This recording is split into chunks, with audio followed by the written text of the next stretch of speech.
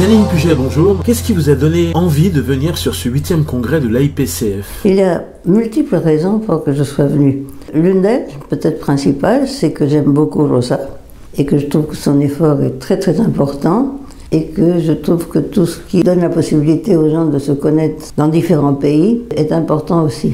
D'autre part, je m'occupe de thérapie familiale de groupe depuis des années, à tel point que j'ai été fondateur de l'association de psychothérapie de groupe argentine et que je pense qu'on est dans le tout début parce que ce sont des questions très difficiles parce que nous sommes, la plupart de nous, des psychanalyses individuelles et passer à proposer des cadres de travail, de référence, de famille et de couple est un effort scientifique et théorique réellement important. Alors ça valait la peine de traverser l'Atlantique puisque moi j'habite Buenos Aires pour venir ici. Et d'autre part, comme je suis française ainsi qu'argentine, ça m'est agréable de venir ici pour des raisons familiales, disons. Donc ça vous fait les points communs avec Rosa Chaitin?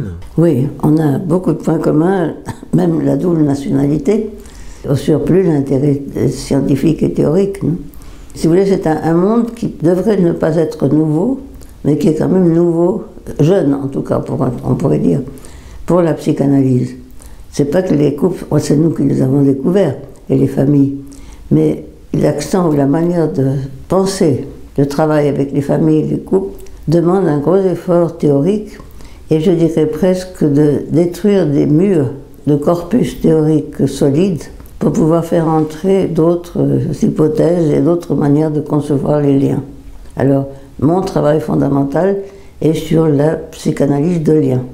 Le lien comme une grande entité psychanalytique que nous avons beaucoup de mal à mettre en place. Vous connaissez Rosa depuis longtemps, vous l'avez connue très jeune. Est-ce que vous aviez déjà vu en elle des prédispositions pour ce métier? Oui, mais comme je l'ai connue très jeune, comme vous dites, c'était pas encore absolument définitif ses inclinations pour la psychanalyse. Malgré tout, oui, parce qu'elle venait d'une famille où sa belle-mère était une très grande psychanalyste. Et moi, j'ai connu Rosa quand elle était encore en formation, disons. L'effort qu'elle a fait pour venir en France, pour apprendre le français, pour se faire une place en France, c'est pas banal. C'est pas tellement facile d'entrer dans les milieux scientifiques français, étant étranger. Moi, je l'admire profondément pour tout ce qu'elle a fait et tout ce qu'elle produit comme idée aussi.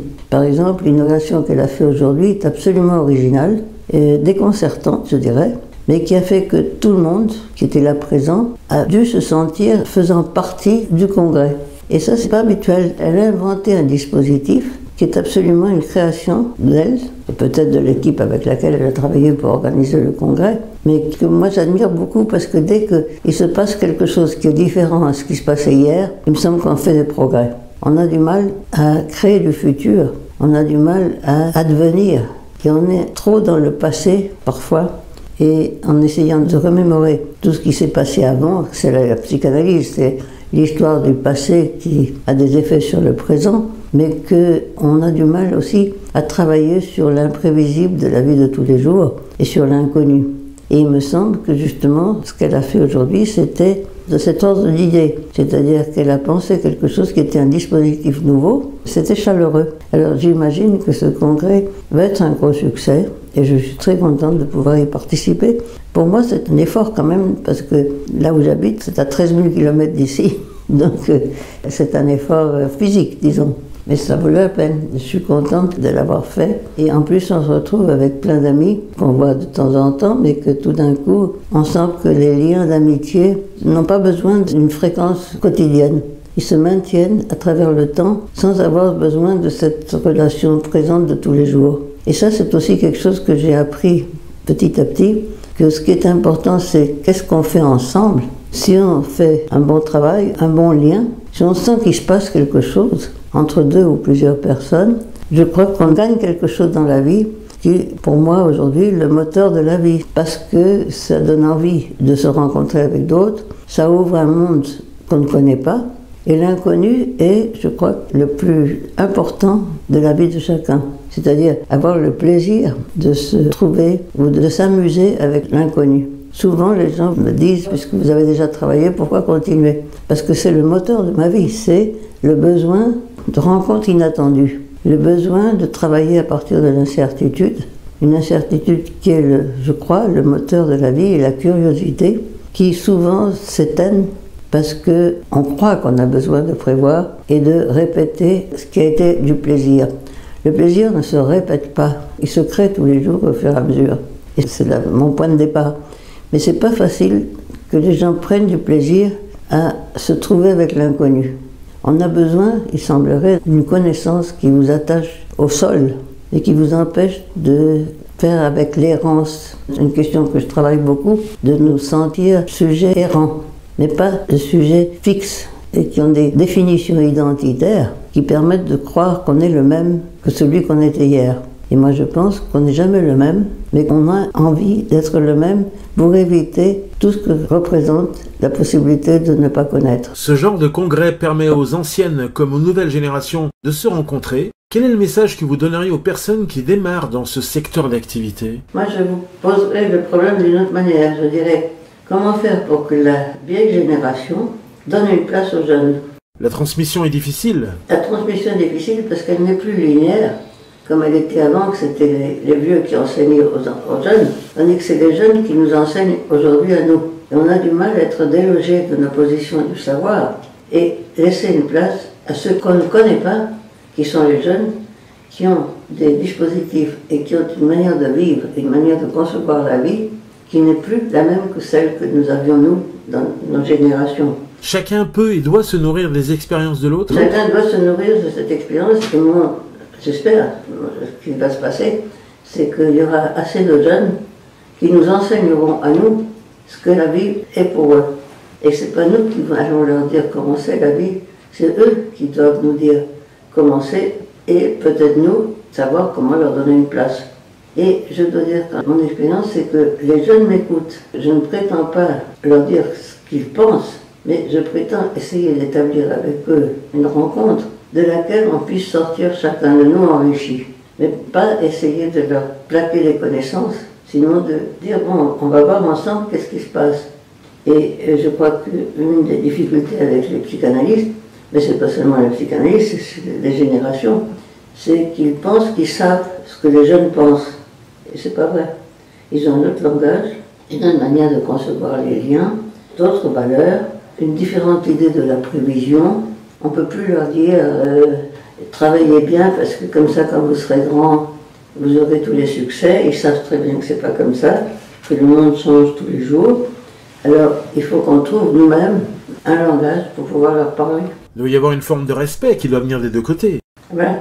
Le mot respect, je crois que c'est très bien ce que vous dites. Il faut que la vieille génération apprenne à respecter ce que pensent les autres. Et le contraire est valable aussi. Le respect, c'est important dans n'importe quelle relation. Alors, c'est bien ce que vous dites. Je suis tout à fait d'accord. Il faut peut-être imaginer que les expériences doivent se mélanger pour que la construction se fasse ensemble. Exactement. Mais c'est pas peut-être imaginer, il faut imaginer absolument. Parce que sinon, c'est la mort de la psychanalyse. Si on ne se nourrit pas des autres, et on n'invente pas de nouvelles hypothèses en fonction de ce qui se passe, et des difficultés dans les rencontres, des difficultés pour établir des liens créatifs, eh bien, il y a quelque chose qui ne va pas se passer parce que les jeunes s'énervent, ils sentent qu'on ne veut pas les écouter, et c'est eux qui doivent nous apporter une connaissance du monde que nous n'avons pas. C'est ce message que vous adresseriez à tous les adhérents de la IPCF? Absolument. Que je donnerai, que je donne aux jeunes. Moi j'ai pas mal de gens jeunes qui travaillent avec moi, qui viennent échanger, nous, et avec lesquels on peut parler. Vous apprenez beaucoup d'eux en fait, en même temps. Ah ben bien sûr. J'aimerais en apprendre plus, parce que je crois qu'on ne parle pas la même langue. Il faut trouver une manière de se comprendre dans une langue qu'on crée au fur et à mesure. Alors, au final, le conseil que vous donneriez? Aux jeunes et à toutes les générations, pour dans n'importe quelle rencontre, je dirais, il faut apprendre à écouter et il faut apprendre à connaître. Vous ne connaissez pas quelqu'un parce que vous lui avez demandé qui c'est et comment il s'appelle.